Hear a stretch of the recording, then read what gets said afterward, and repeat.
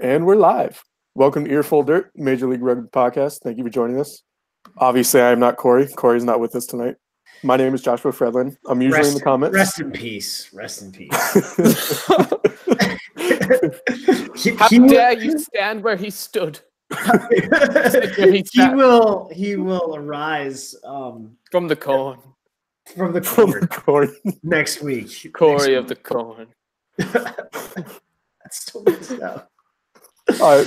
For those of you who don't know, I'm Joshua Fredlin. I'm from Colorado. I usually hang out in the comments, get you guys the questions, the comments to these guys during the show. I'm joined as always by Aaron Castro in Arizona, Liam Madigan-Freed, Houston, Texas. How's your guys' week, man?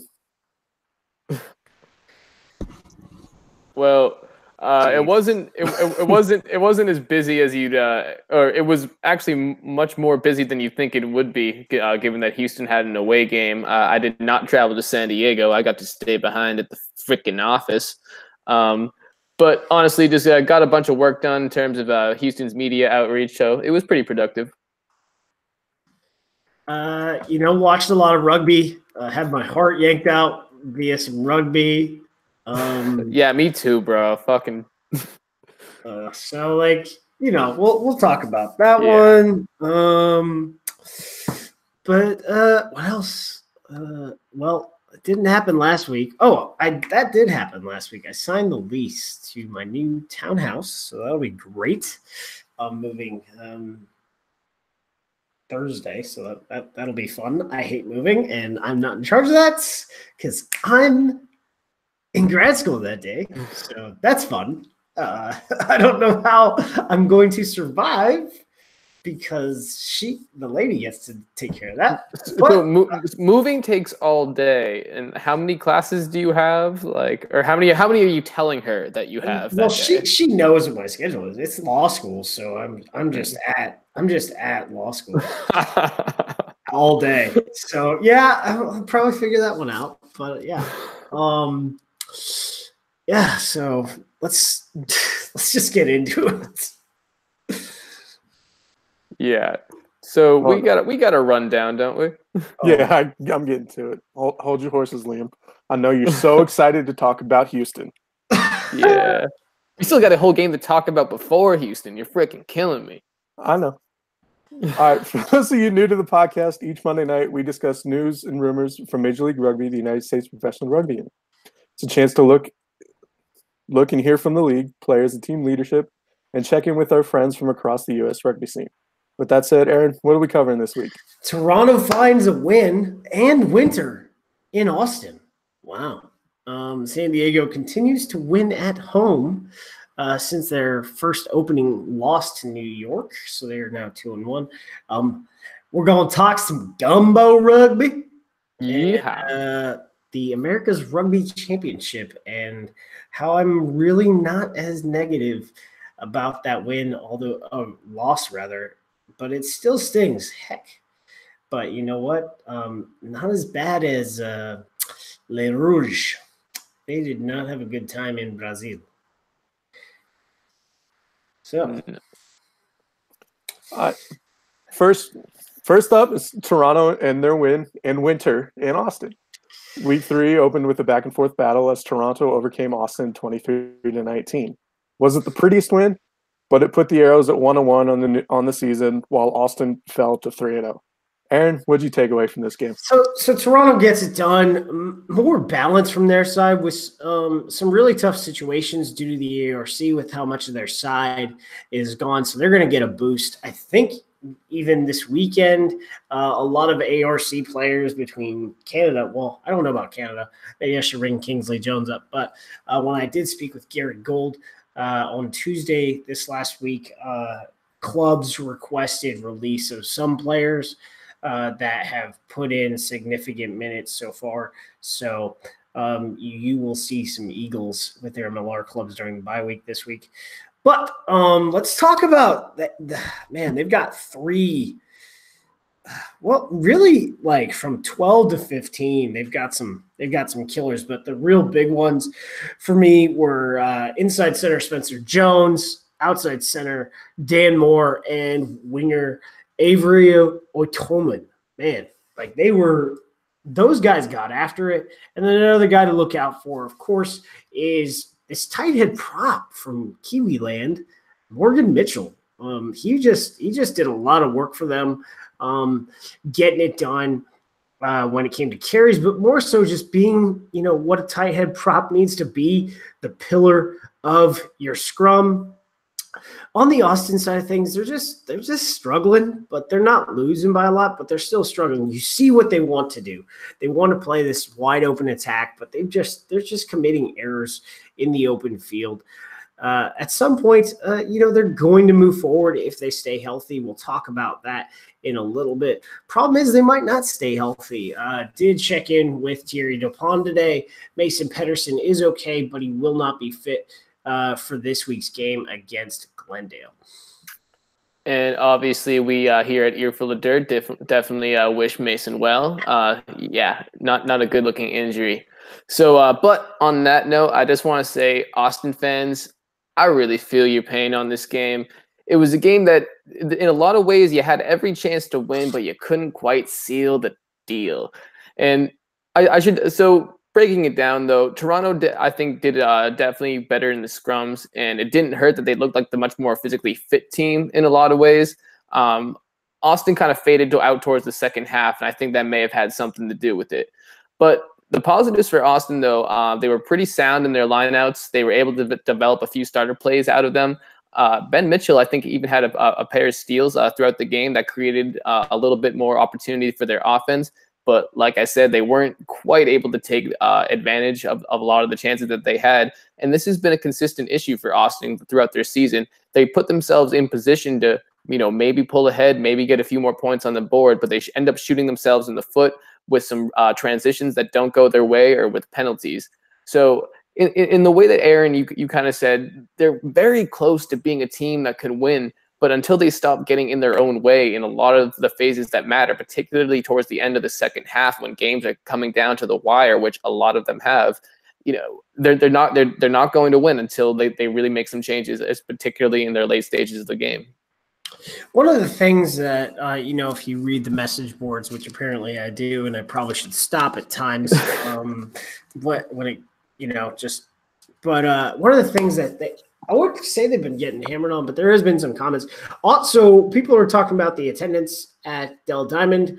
Well, I guess if I haven't been paying attention to this, but the weather from week 1 to week 3 has been trash. So, and apparently Austinites are mostly like, the best way I can explain them is Californians in SoCal. They don't know how to drive when it's raining. And even though I think it rains a lot in Central Texas, from what I understand, some of the infrastructure stuff doesn't work out.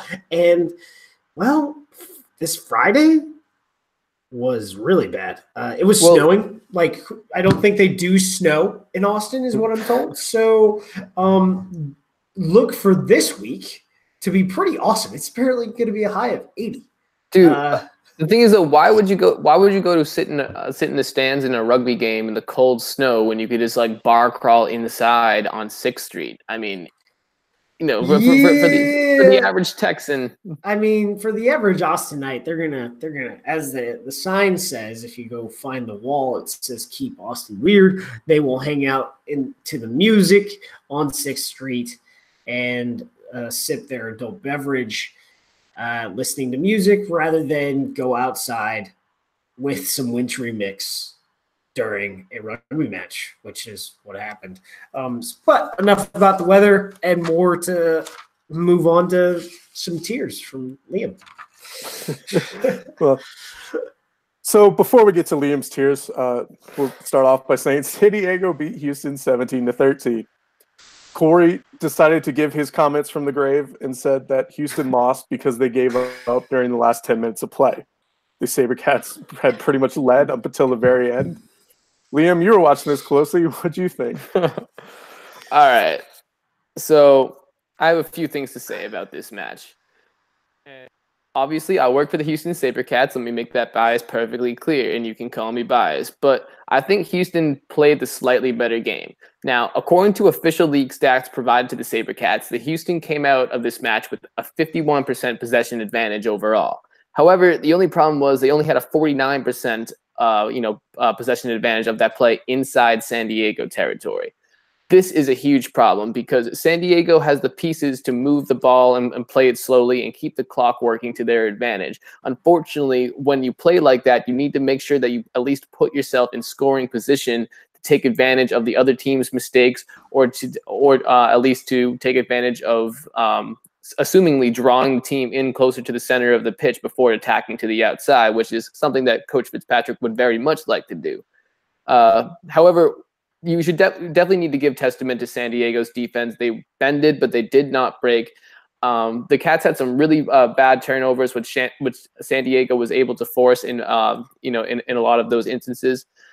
One big criticism I have of the Cats in this game, though, was during a lot of those punting volleys between Zach Pangilinan and who was playing Connor Kearns. Connor Kearns, yeah. Between a lot of those punting volleys between the two of them, Houston more often than not came out on the worst end of the eventual territory gained. I think they could have taken advantage of a lot of San Diego's shortcomings if they had just played with the ball in hand, got it out to Joshua Vithi, who had himself a great game, put up the only try of the match for Houston. Malachi Esdale was everywhere, recovering his own team's box kicks, because Connor Murphy likes to box kick the entire frickin' game. Overall, this wasn't that bad of a game for Houston. They moved the ball well at points, but they just weren't able to finish. And dating back to last season, that's definitely been a problem. It's pretty obvious their passing game is a little bit more crisp, but it's just not gaining a whole lot of territory, and that's the issue. Now, I got to say, a big issue I had with this match, though, had nothing to do with either squad that played on the field. It had to do up in the stands. So according to a lot of people that I've spoken with who were at the match, the PA announcer for the San Diego Legion made a lot of comments that could be classified as trying to influence the official on the field, calling for multiple yellow cards against Connor Murphy, as well as or just Houston's 9, but I wonder who that could be referring to, as well as making rude comments about Matt Truville trying to assert himself as captain and speaking with the referee, which is perfectly legal, by the way. So yeah, not sure why that PA announcer came with such an air of professionality, but is that a word I should know? Unprofessionality. It sounds right in this case, but yeah, the dude was being. It's unprofessionalism. Unprofessionalism. All right. Apparently, if you're gonna say some off the cuff remarks, remember to press the switcher that allows you to turn your mic off and say your off the cuff remarks. Anyone who knows me knows I hate box kicking. Connor Murphy, just don't do it, dude. It was not good. It was not good. Like in most cases that Connor has played, he's actually been able to be like a freaking sharpshooter with it. When he's able to find the space and get that distance just perfect, people like Zach Pangilinan and Malachi Esdale, even Connor Mills out there on the outside, have the speed and physicality to bully people in order to take advantage of the ball. And that's what Esdale was doing the entire game against San Diego. Unfortunately, it's these bad decisions that are made sometimes in terms of where to go with these box kicks and at what time to do them, whether or not they might be more apt to take the ball in hand. During my first little rant, I didn't talk about the odd decision to pick and drive towards the end of this game. That's another very questionable decision by Murphy, who got this spot at starting 9. Not to really look at this from the San Diego angle, because I'm not. More so since we got Liam to give you the Houston angle. First of all, Houston missed some golden opportunities. They didn't. Joshua Vithi is a difference maker. Whenever Joshua he had the ball, Vithi, like TH Vithi. Josh, as they call him, Josh Vithi was just, when he had the ball and when they got him in space, when he was able to receive it well enough. And he's a very physical runner. If you guys have noticed, it was mentioned last year that he grew 2 inches since he got to Houston, and he's put on some weight. Like, he is becoming, I think he's done growing, but he's now a 6'3", one of those large flying Fijian wingers. And he's just a powerful runner. You saw him when the few there were like 2 times where he got stopped, where he was about 10 meters off the try line, where, you know, the San Diego defense was lucky, because if he'd made the right step in reading the defense, Houston could have had those tries early on in the match. The issue really for them was that they did not I don't know what happened here, but you had a front row change with the loose head prop and the hooker. Dean Muir came on at hooker for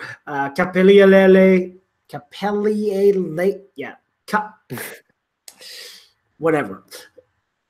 You had Faca Pifoletti coming off and Capelli Pifoletti coming off with Demir Hooker and Nate Sylvia at loosehead prop. And what they were able to do in the second half really negated a lot of what Houston had been doing in the first half with their scrum as an attacking platform. A really great battle to watch if you want to watch 2 really good scrummagers in this league was loosehead prop Jamie Deaver for the Sabercats, and you know, Patty Ryan, who I think is the informed tight head in the league right now, and that was just. It was a battle of wits. They were like physically in the right position. No one was like people. They were both driving straight. There wasn't any boring trying to get, boring is basically cheating for all those who don't know and those who do it. So just to let you know. And the referees that allow it and turn the blind eye. Yeah, so there wasn't any of that. They were just getting after it, and it was a great battle to watch if you like your scrummaging. You know, and Jamie Deaver, like, he led the team in carries. He obviously was carrying them usually off the set piece. 14 carries to be specific. 14 carries. So he was making hard yards in the center of the field. What the big difference in this game was the guy who I thought wasn't going to play, because we were told that he was out for 2 weeks early last week, in Joe Peterson, who I noted on Twitter is a wizard. He also protects rhinos. He well, he didn't protect Harambe, did he? So his nonprofit foundation protects against poachers of rhinos. So that's really cool. Just to put that out there. We'll actually find the link and put it up. He's also verified on Twitter, so we got to get him around. But yeah, what he was able to do when it came to as a running fly half and just pick and choose the angles. He's an old field general at 35 years old, but man, he plays with a difference. I don't know what it is. He is just. He likes to talk on the field. I'll tell you that much. It's obviously in proper English, because when he does interviews, man, he's well spoken. But you know, and you know what? He's a running fly half. He's a kicking fly half. He's pretty much got it all, and it's just kind of wondering what he's able to do. And he was really what was driving this team, but they also have a bunch of other guys. And what the difference really is, you know, Liam, you noted that they only had the ball 49% during the game in, you know, opposing territory.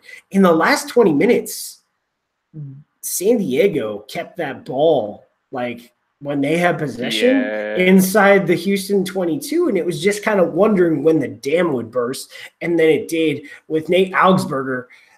You know, very consecutively. I'm not really a fan of Nathaniel Channel, as he's called on Twitter, being a scrum half, but I will tell you, when he plays wing, things happen. He does things. And he scored the try that pushed San Diego over. Without that, they don't win this game. And he was just in the right position at the right time, took the great line, and, you know, put it in the corner. But what the Sabercats, we could talk about that. So there's 10 minutes on the clock, right? And they decide to pick and go. 6 minutes. 10 is exaggerated there, dude. Okay, it was 6 minutes. I edited the footage like 2 hours ago. Okay, it was more than why 6. Why don't we go half and half and say it was 72 minutes? Because it was it 72 seemed like they were minutes, going forever. So it was like 7 minutes, and they, you know, they got they ran like 2.5, 3 minutes off the clock. And then what happens? Freaking turnover.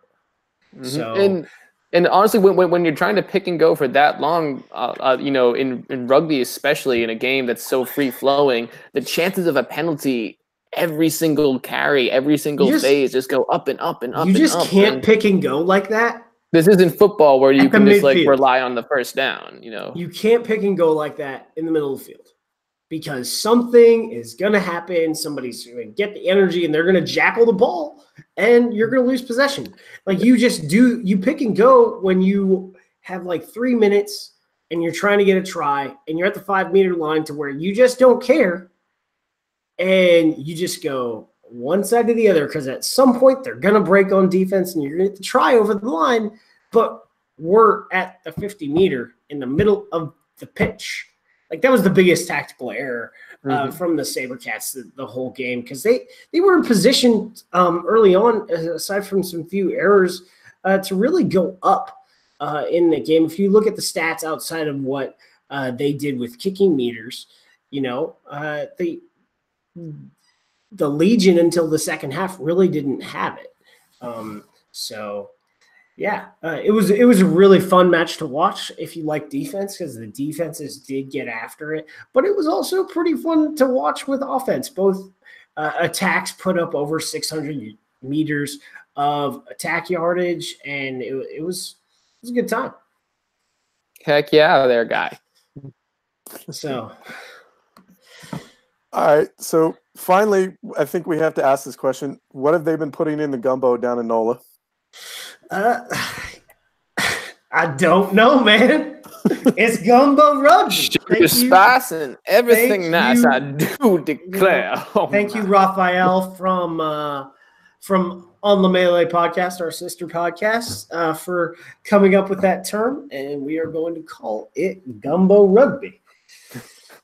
All right, for those, I'm sure Gift approves of the name. We should find out. Hey, Gift, can you tell us what you think of Gumbo Rugby? Is Gift watching? What up, bro?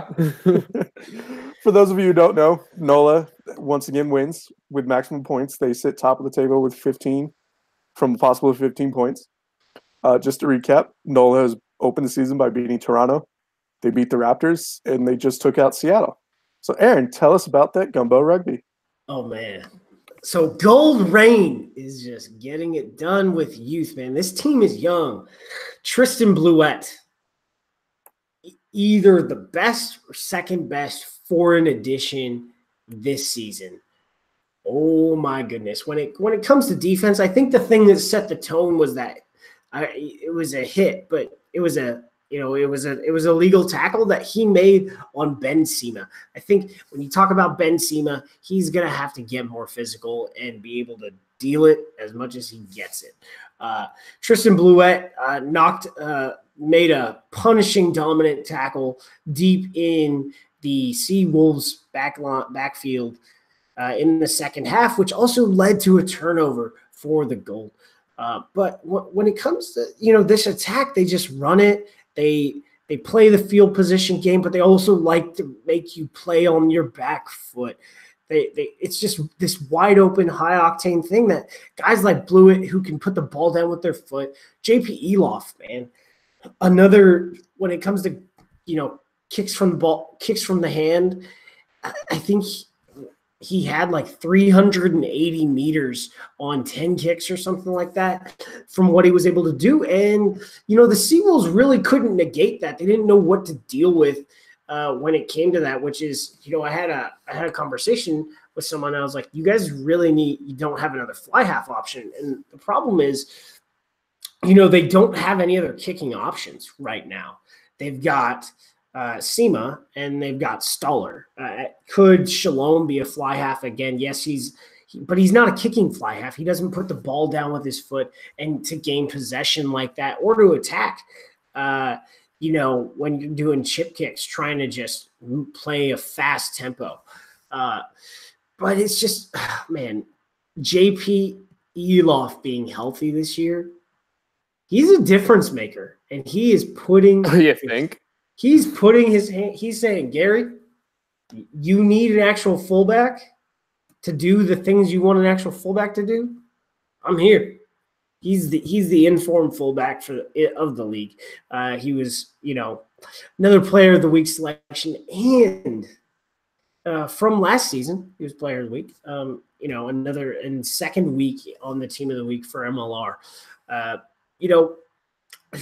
Going over some of the Seattle stuff, like I said, their attack seems to be a bit better. This is, the most points they've scored so far this season in 31. He's betting in. But one of the things, like I said, it seems all of his old friends are keying in on him and challenging him physically. I know he can play physical because we've seen him do that from the fullback position at the Eagles level. So it's time to play physical. And, he's a big kid, even though he doesn't look like it. He's 6'1", about, 200 pounds. Maybe he needs to eat a hamburger so he can get to 205. But he's a pretty big fly half compared to some of the fly halves we've previously had. Is Villy, missing for a couple months going to be an issue? Yes, it is. But the bigger issue is depth that they don't have because Aladdin Shermer is also out. So if you're missing two guys like that, two Eagle level guys that just get after it, oof, man. Surprisingly though, I think Api Nakatini, I've been a bit, not really online, but just in my notes and scouting, I've been a bit critical of him and his ability to go the distance in the first 2 weeks. But in this game, he was getting the tackles done. He had the endurance to go, I think it was 76 minutes, and he was right in space, ready to receive a ball and score a try from off a try assist from Phil Mack, and he also scored a try assist as well. And then Tucker, surprisingly, Tucker is I was impressed with what he's been able to do. His work rate over the last 2 weeks has been something that the first week I wouldn't say he was kind of absent, but he's filled in the void that of a guy like Villy is out. Eric Duchal, did the heavy carrying, but the tough one is think about what NOLA is missing right now. Eric Howard, team captain, is off with Canada. Kyle Bailey is off with Canada flanker. Cam Dolan, number 8, is off with the USA. Tony Lamborn has just gotten into town, so he should be coming up in the next week or so. Nicole Bursick, I think, is unavailable due to injury, and Vince Jobo is going to be out for the next, I think, 6 to 8 weeks. So if all these guys are healthy and they're ready to play for the gold, don't want to be the opponent. No, honestly, and big props to NOLA for being one of the most improved squads this year by a lot. Overall, I thought this game was pretty entertaining to watch, in particular the second half. We can't say enough about JP Eloff. He showed some real grit out there as well. At one point, he walked off the pitch with a noticeable limp, and he came back to nail a pair of shots at the post and a few chip kicks as well. So he was still effective, even though he wasn't at 100% physically. Honestly, he's the perfect backfield for this team. He's fast and dynamic. NOLA tries to run a pretty fast and dynamic attack. It's a great pairing, and like I said, you can't say enough about him. Overall, I thought John Sullivan looked good. I might have some bias in that observation, but my favorite part of this game overall was the Silver Fox, known as Taylor Howden, showing the dummy to a Seattle defender before going in for the try. So I told Taylor yesterday he needed to dye his hair because he is not playing his age anymore. He's playing like he's 26. I talked to him last week, and he said that they had a conversation. They're like, hey Taylor, you're part of the future here, part of this organization, because he is their now appointed academy director, but we're bringing in some competition that you are going to have to play with. And he was like, okay. And he talked about what he did for fitness, and he's like, I knew that I had to compete for any minute I was going to get, And so apparently he's doing a lot of Olympic lifting and CrossFit in the off season. And now he's just on the regular regimen that Bum Lee, who makes guys move around Atlas stones at Westside at Westside Barbell Gym. I mean, let's stop beating around the bush. Him and Tom Brady are obviously vampires, and they've sold their souls in order to retain their youth and keep playing the sports that they're both respectively good at. We know this is the truth because there's obviously no explanation that actually makes sense. Because if it is all just being in shape, then that makes me feel bad about myself.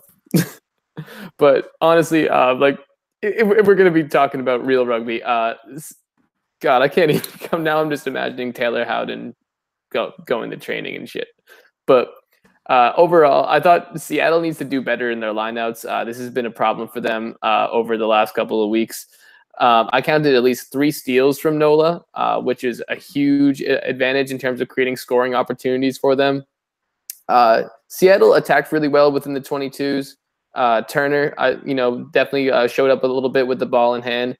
But overall, for some reason, they just couldn't finish. I don't know why the defending MLR champions aren't staying in games the way that they should be right now. It's very odd, but we'll see how the season progresses, I guess. All right, so I guess it's time to move on to the ARC since we only had 3 games this week. Weird schedule. MLR has worked out the first part of the season.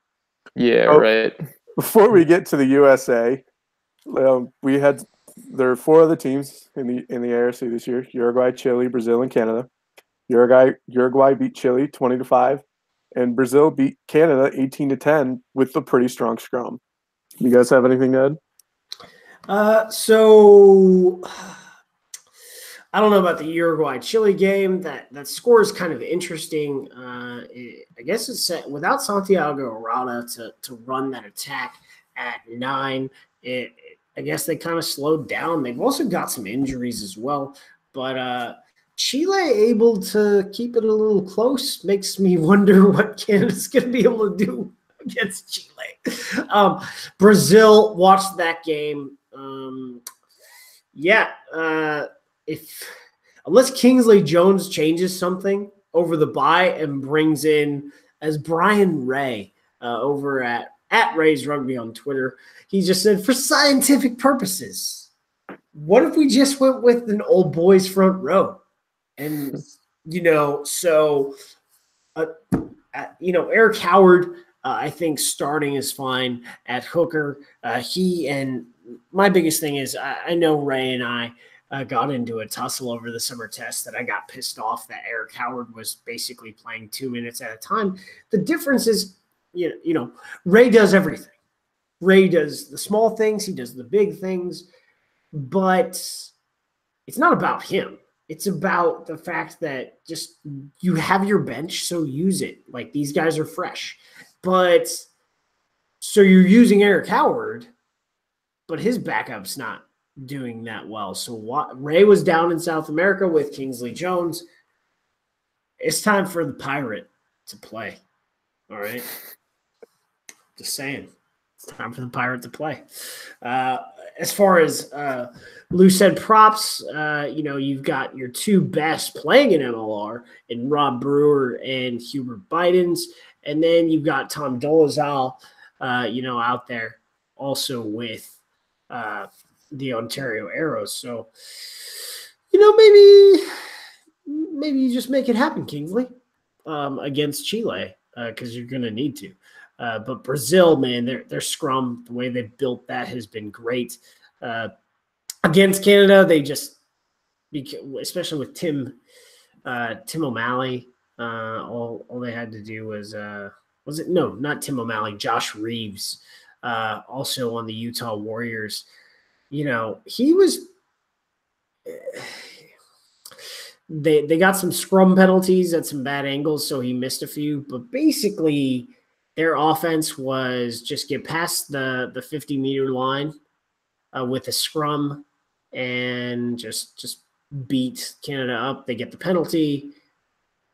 kick for sticks. And, Josh Reeves did that successfully 6 times. I think he had 2 other kicks that were misses, but, 18 points was enough to beat a very undynamic Canada off attack. They need Phil Mack and they need Stoller. Kieran Hearn also not an answer at kicker this week for Canada. Theo Sauter was having kicking issues the week before. And it's just, you guys got to fix something. So if that means you call up Stoller and Mack, that means you bring them up. Where's O'Leary? Like, why is he playing? Why he didn't play much in the repechage, I don't know. But there's a bunch of guys missing for Canada, whether it's because Kingsley just didn't want to use them, which it seems for some of these guys, he just didn't want to use them because Ray just didn't suit up. Like there's some serious tactical issues being made. So I know that he wants to blood some guys, but with how bad Canada's done, you need to get as much of your core together playing match time as possible. So, yeah. Nothing can replace minutes, man. True. All right. So let's jump into the USA, who didn't have that great of a match against an obviously improved Argentina 15. Looked to have made some better selections. They ended up USA ended up losing 45-14. Aaron, what can you say about this match? I'm mad. I thought that margin, dude, like, damn. So the ref, if you guys think Pally DeLuke, I mean, I'm not one to not criticize refs. I think Nigel Owens and I might have a spat about that. Actually, I won't criticize. I mean, I won't go and criticize them like directly and say, "Hey, Nigel, you're being a jerk. You're wrong." This is what I do know from the match. The officials did not have control of the game. They made a lot of questionable calls. They allowed Argentina 15 to straight cheat. What Assad Zouk did to Paul Asike was straight cheating. It was a cynical play. He deserved a card. And I don't really care. Someone decided to say that the U.S. had discipline issues and said that Paul is like Manu Tuilagi and basically he's evil. Well, you've never met Manu Tuilagi and you've never met Paul Asike. Paul Asike is one of the nicest people out there. Like, he's a really nice person. He also played in the NFL, so he knows how to turn it on.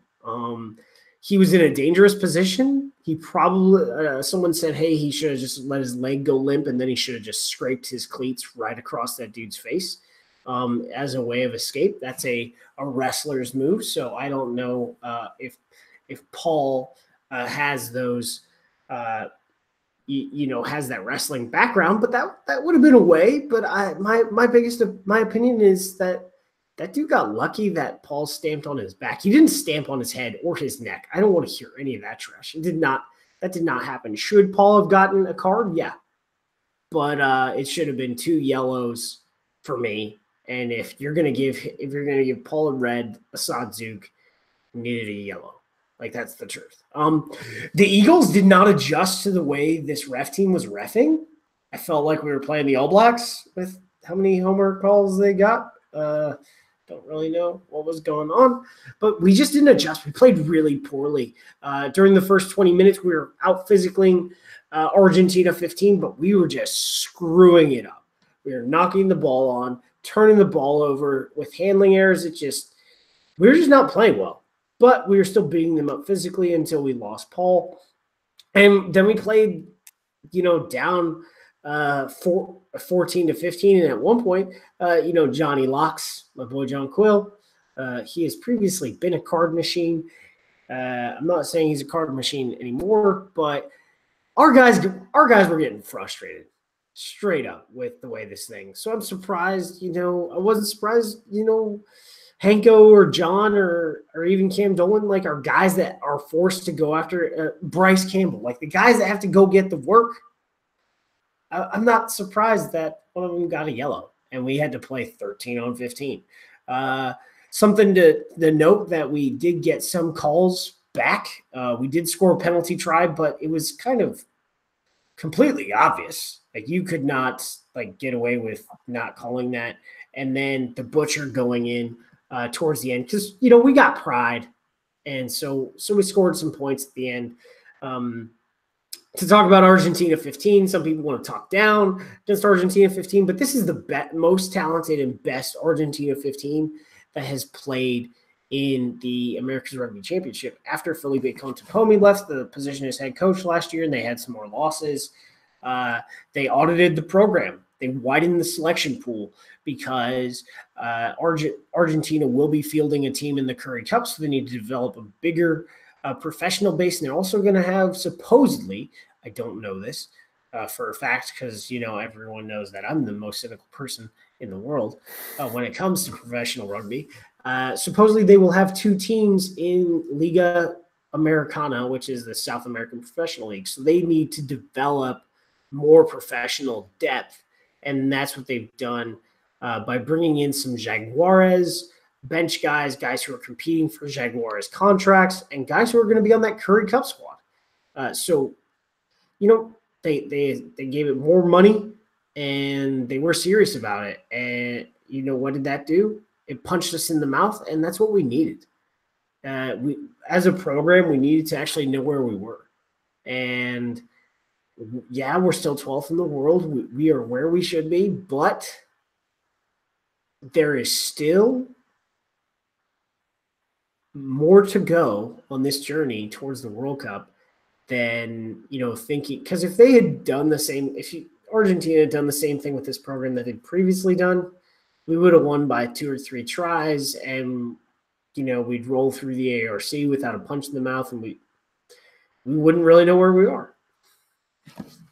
No, definitely, and like I said, nothing can really replace minutes, but nothing can replace experience either. And getting punched in the mouth and making and seeing the areas where you have to improve is kind of made easier, where you see where you got exploited, and getting that on tape, where they were able to exploit us.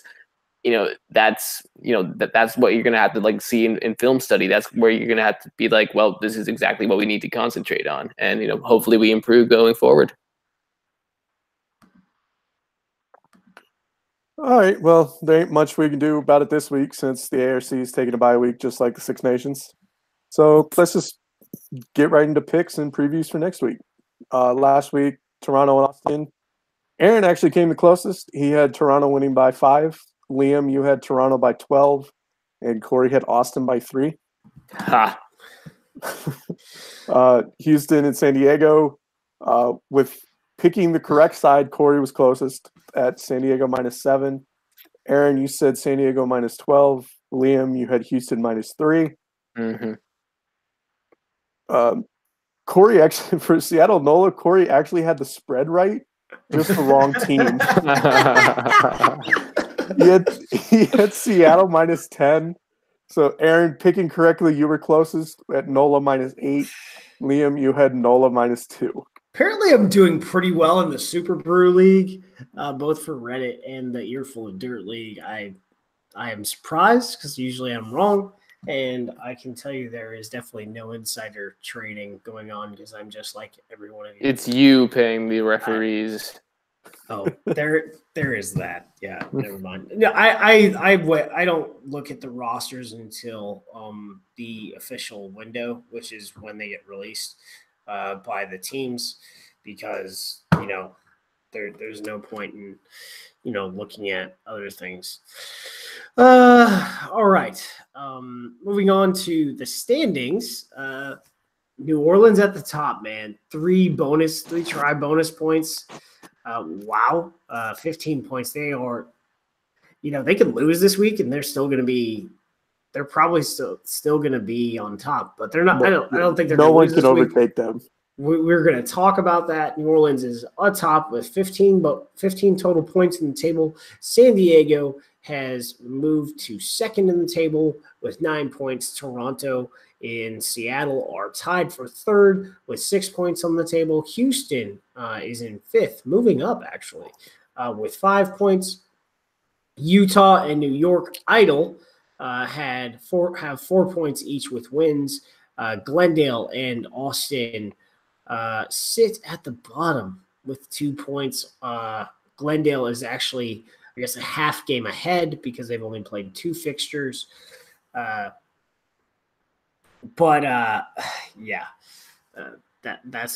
a fun time. As you know, tearied upon my conversation today really was. We know we shouldn't be here. We have a lot of things to work on, and we're gonna, we're just gonna get it done, and it's gonna turn. Like they're pretty confident in Austin and what they're trying to do, and it's just when you change the roster as much as they did, it does take time. But match previews. We're here. Sunday is going to be a busy day for people, but first up, we got New York and NOLA on Saturday in New Orleans. So, how we doing? I'm going Gumbo Rugby by 8. NOLA minus 8. I'm going to go ahead and back my friend Dan Falcon. NOLA minus 2. Shout out to Dan. I know he usually listens to this podcast. Man, we get listened to like Owner Familia. That's cool. See. So Corey has selected NOLA, and he's going with the same spread as last week with 10 points. Next up, on the first game on Sunday is Utah at San Diego. My Sunday is going to be awful. Don't worry, since you have 2 games on at once. Oh, yeah. We can talk about that later. One on the phone, one on your laptop. So Utah Warriors at San Diego Legion. First game of the day is I'm going San Diego Legion minus 5 because they really haven't opened up on their attack yet. And every game they've been in has been close. I'm going to go with the San Diego Legion minus 3. I hate to put San Diego on a win streak after this past weekend, but the unbiased journalist in me says San Diego will be able to use their really talented spread attack and get the victory over Utah. Corey's continuing his trend of large spreads. Wow. He is picking San Diego minus 13. Next up is the CBS Sports Network Game of the Week. Glendale at Austin at Dell Diamond. Oh, so I'm gonna have to watch the back half of. Oh man. Geez. Yes. This is. Well, at least the ESPN game you can rewind and start from the. Oh, don't worry. Beginning. Don't worry. Next week's going to be worse. There's 2 games on at the exact same time. Oh gosh! Wow. Yeah. That's awesome. Thanks. So I'm going Glendale Raptors minus 2. AER's losses haven't been that big, but like I said, if you look at the Glendale attack, it's running. They just need to hold on to the ball. You need some stickum. Mm-hmm. I'm going with Glendale going minus 8. I cannot see Glendale dropping another game, so hopefully I'm right on this, but maybe this is the week that Austin gets it together. Yeah, we just have to hope they don't drop the game like they dropped the ball. Once again, Corey's going with the large spread. He has picked Glendale minus 13. It's a mighty tall stock of corn, Corey be predicting. Yeah, and then is that how they talk in Iowa? I have no idea, to be honest. All right, next up we got Canada at Canada Light. So Toronto at Seattle. So it is a home match for Seattle. They do play well in front of that crowd. It is going to be loud. It's going to be actually, some people have some things to say about the small but very loud crowd in Austin. So maybe not, but it's going to be pretty loud. I'm going Seattle minus 3. I'm gonna disagree with Aaron on this. I think Toronto is probably going to have the slight advantage in the scrum here. I think that's going to put them over the edge. I'm going to go Toronto minus 4. And Corey has gone the opposite end of the spectrum. He has picked Toronto minus 2. So, Josh, what are your picks? Because you're filling in. What are your picks? I'm gonna say NOLA minus 5 against New York. I think New York has the talent. They just have only played one game, and NOLA's been playing really well. San Diego, I'll go -8. Utah is the same way as New York. The schedule is just quirky that way, where both teams have only played one game in the first 4 weeks, excuse me. And Glendale, I'll pick Glendale, but I'll go -5. Until they show me they can hold on to the ball, I really don't see it. They might pick it up, but who knows? Honestly, I can't pick one for Toronto, Seattle. I think it's going to be a toss-up. So a draw. Yeah, that'll work. Awesome. And now it's time for everyone's favorite segment, questions from Bob. Well, before we get to that, just to wound Liam some more. How about that 98-21 shellacking in the scrimmage that the Free Jacks got by Utah last week? Are they going to be ready for the Cara Cup? Well, are they going to be able to take the Cara Cup? Well, here's the thing. The Free Jacks still aren't on a practice schedule that's on par with Major League Rugby. Nor is their physical training schedule. Hey, Diego gets steak and eggs every Friday from. I don't. Diego is underratedly fucking big in person, but I digress. Utah rolled out a lot of their ones in this game, and from what I heard, though, the Free Jacks had a lot of phases in which they actually dominated, but they shot themselves in the foot. When it came to finishing inside the opponent's 22. Yeah, exactly. So when you go up against an MLR team that's in season against a team that's still in the very beginning of its infancy stages from going from club to pro, this is the result. Like whenever MLR teams scrimmage, smaller teams, like this is the result that we want to see. I mean, the fact that that the Free Jacks didn't get shut out is a great sign. They definitely have the talent to go forward, and I think Boston's going to be one of the top teams next year. I'm going to quote me straight up, dead ass, bro. Well, if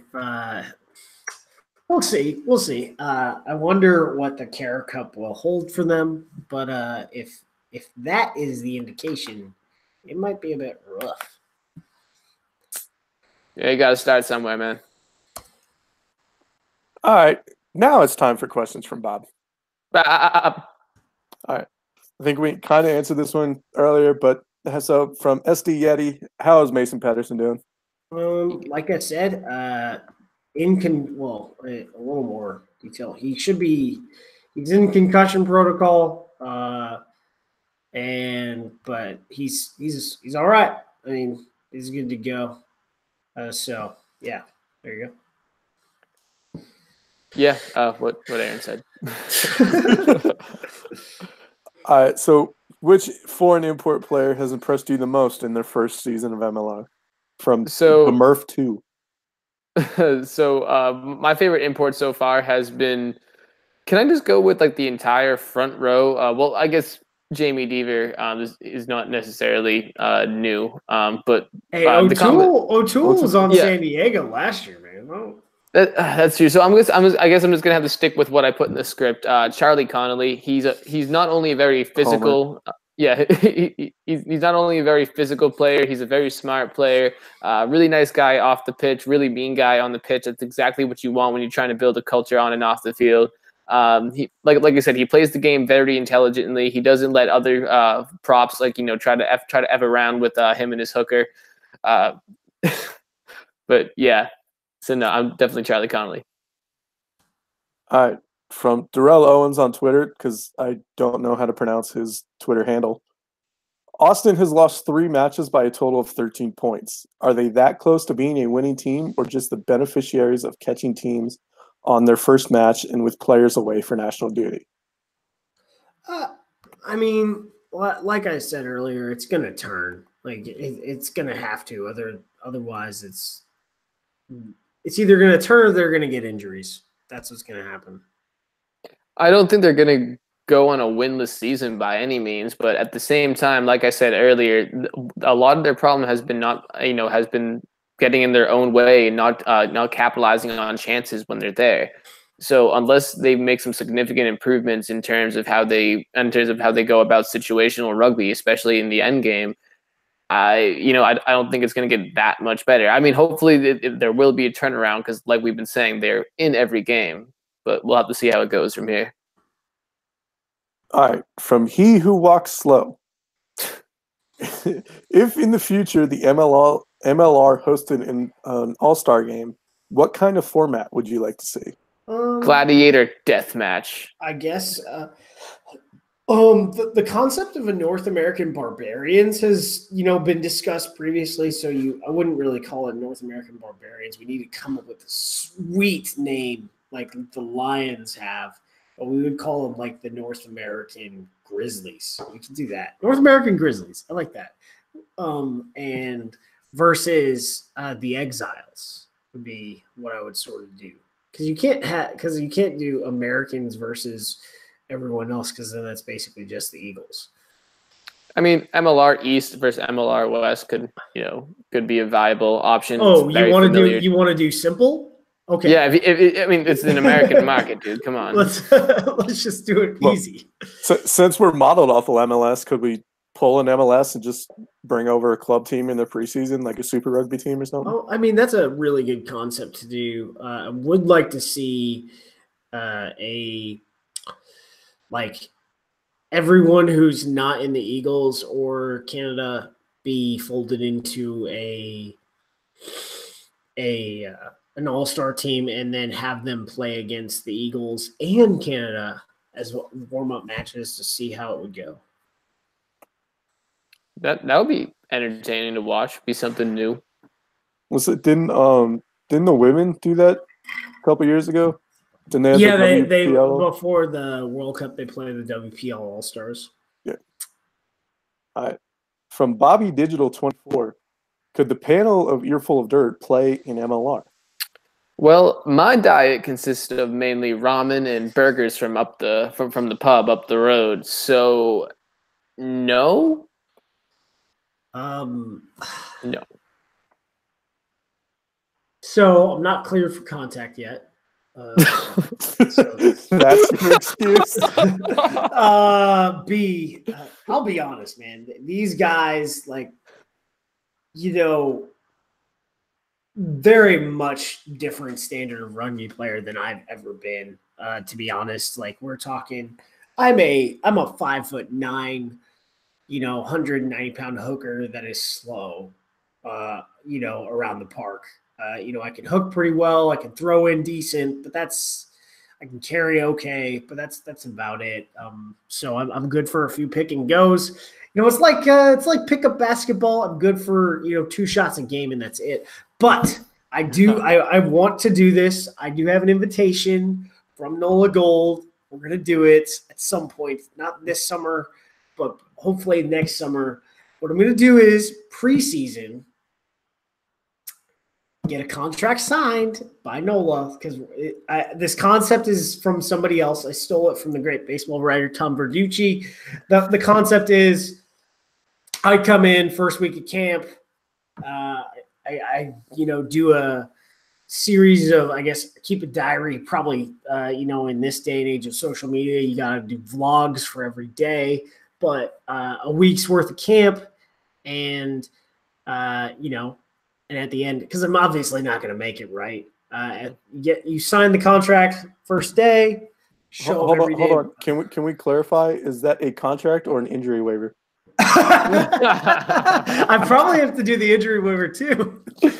But the deal is the concept goes you sign a contract for the contract would stipulate that it's going to terminate in 7 days, whether you're decent or not. And I'm not going to be decent anyways. And then I would get cut at the end of the first week of camp. And then just talk about the experience here on the show. We'll put out, a docu-series, all that stuff. But we're going to get that done. I just need to get the time. It'll be fun. And, we'll actually see how broken of a human I am, because I've got a lot of injuries. Yeah, I feel you on that, man. My answer is going to be no, unless you consider being in shape as round. I can be a bowling ball sub for 2 minutes. A 5 I meter don't know. scrum, just like I don't. put in Josh. I don't think I'll make the roster at NOLA because they've got Eric Howard, okay, they've got Matt Harmon, and they've got Mason Bryant. Yeah, they're way better than me. So there you go. So take them out one by one. I only see that. That's the only option. All right. How do you think road games for sides like NOLA and San Diego will factor into the way they play? From big NOLA guy.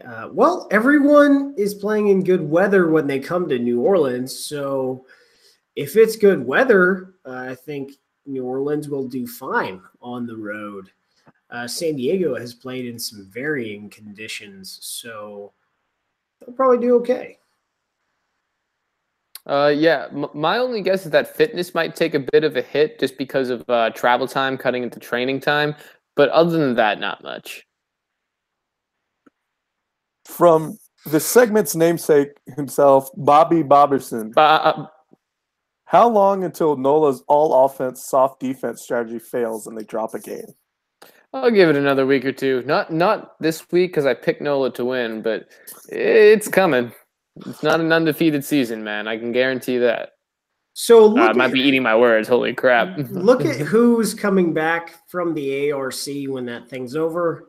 It's probably the defense is going to get better, and I bet the offense gets better too, Bob. And so if that means you're asking about when Utah plays NOLA, you better get good this week. I'm telling you. All right, from WHS Junior, how are we doing last year in terms of official numbers? So I usually ask this question every week. I didn't ask this question the last 2 weeks because maybe sometimes it's better to just get the numbers at the end of the season. I'll check mid-season. But across the board, except for Austin because their weather's been crap, they're doing really well the last 3 weeks across the league. You know, James Kennedy talked about this over on Rugby Wrap-Up, and the real reason why they're not playing in New York early or even Toronto is to build the base, because it's not the weather really isn't about the players unless it's a blizzard and you just can't play at all. It's about the fact that we don't have a fan base that is like the Green Bay Packers fan base, whereas they post one thing on Twitter and you have 500 people coming with their own snow shovels to take $10 for the day and shovel out Lambeau Field. Mm-hmm. Yeah, I'm pretty sure the had something similar to that too, where you got free tickets if you went and helped shovel. But the Sabercats have yet to play a home game, and I'm not exactly allowed to comment on ticket sales, but it's not negative. Also, I don't feel that confident in Glendale just because there's been nothing from them whatsoever. I heard their glitter and grit. Oh, I heard their season ticket event. It was lit, and then they have this. Well, they did a ladies' night last year. They just didn't call it glitter and grit, though. That was kind of funny. Who knows? Hey, at least they're putting something out there. That's all I ask. You just need to put something out there. All right. From Tross92, have y'all heard any rumblings about Austin moving to Vegas? Yeah, I also heard that John Gruden is going to buy the team and he's going to trade Derek Carr to them.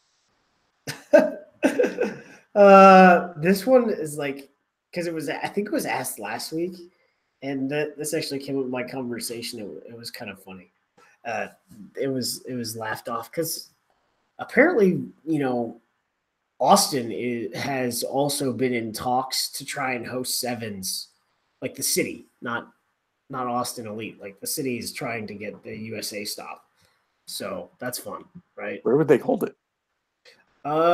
They could hold it at, I mean, everyone talks about how the NFL stadiums are too big, but all the stadiums that they play in are huge. So they could, I guess you could hold it at Darrell K. Royal Memorial. 100,000 I don't think you'd get enough for that, person cavern, but it would be great for nightlife because you could just walk to 6th Street 2 blocks over from Memorial Stadium. I mean, where they hold it in Sydney this year. That place wasn't that big. You'd probably hold it in Dell if you wanted to. Yeah, so there you go. All right.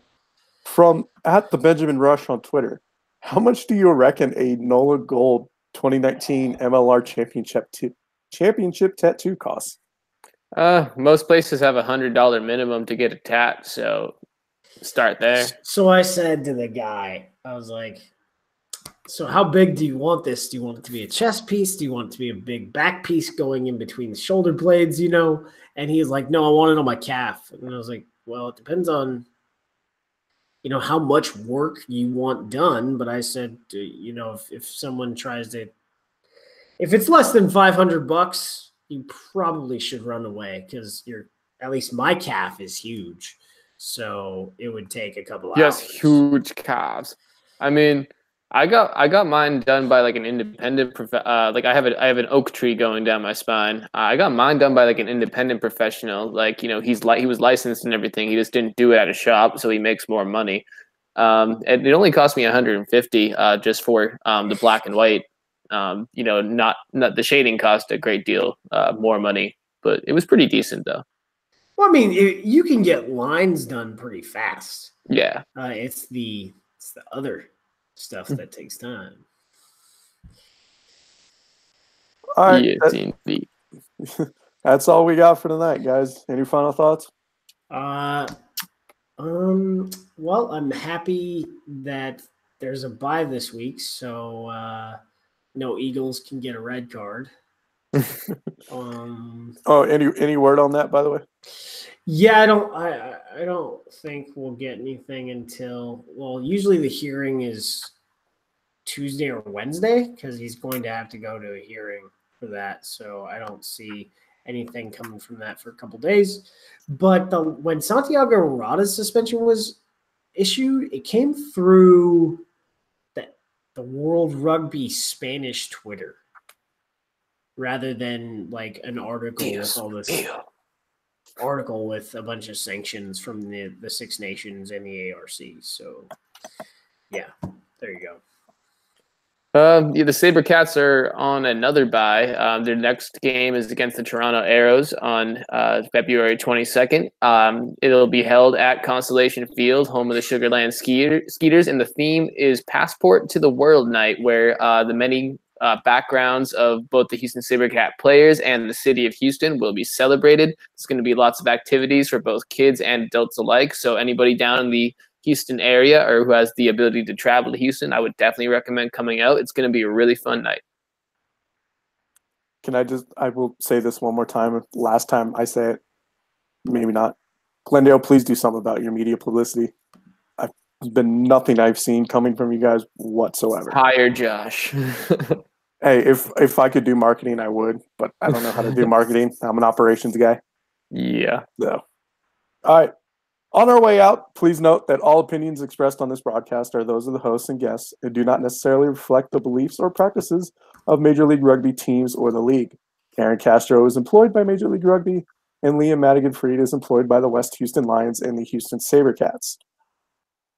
Be sure to tune in next week. We're live on YouTube each Monday night and available on your favorite podcast platform each Wednesday morning. If you like what we do, please subscribe to our YouTube and iTunes feeds and wherever else you get your podcasts from. It helps other folks find us. Be sure to share your own news, views, and abuse with us on Facebook, Twitter, Instagram, and our Reddit subreddit, which is reddit.com/r/MLRugby. Thank you for listening, and we'll see you next week.